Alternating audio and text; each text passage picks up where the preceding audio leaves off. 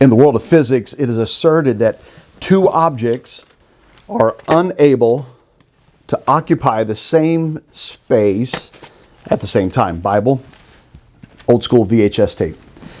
That these two objects, one has to move in order for the other to occupy this exact same space. Likewise, our thoughts. We are unable to have two different thoughts, focus on two thoughts at the same time. Now, it can feel like that we can think about multiple things at the same time because our brain operates so fast. I'm talking about millisecond speeds. But you will either focus on one thought or the other. Now, we will either be worried or concerned about what's going on in our life, and that will consume our headspace and our energy. That's occupying that space. Or we can trust God. The Bible says in Isaiah 26 that He promised us to keep us in perfect peace. That perfect peace can be accomplished, He says, when our minds are fixed on Him.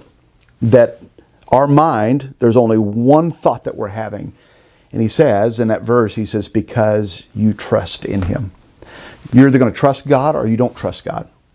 You're either going to have faith that God knows where you're at, knows what's going on in your life, and knows that you're either going to know that He is able to help you through those circumstances you're going through, or you're going to allow something else to occupy that space, and that is fear, uncertainty, doubt. Where does God want you to trust Him? Where does God want you to focus and allow faith and trust to occupy the headspace in your life?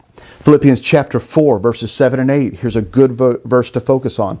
To allow that space to be focused on certain things. Philippians 4, 7 and 8. And He promised us that He would give us a peace that would surpass all understanding if we would think on these thoughts. And there's a whole list of those you can check. So I want to just encourage you on this day to think about what is occupying your space, your headspace. And can it be a little more wholesome? Can it be more faith-driven, more trust-driven? That God knows where you're at. He has the answers for your life. And allow Him to bring peace.